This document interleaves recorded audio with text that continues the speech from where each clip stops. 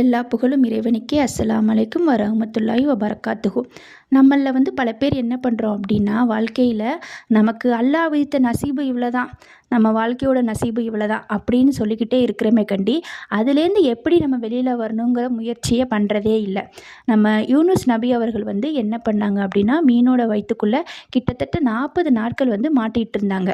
அப்போ அவங்க நம்மளோட நசீபு அவ்வளோதான் முடிஞ்சிருச்சு அப்படின்னு நினச்சிருந்தாங்கன்னா, மீனோட வயிற்றுலேருந்து வெளியிலேயே வந்திருக்க முடியாது.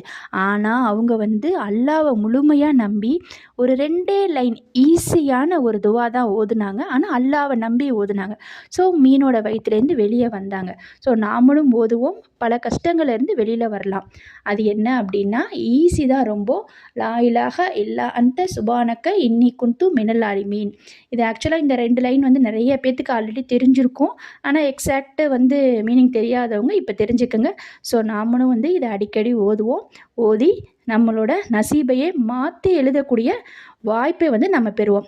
முழுமையாக அல்லாஹ்வை நம்புவோம், நம்ம ஓதுவோம், நம்ம நசீபையும் மாற்றி அமைக்க வேண்டுவோம்.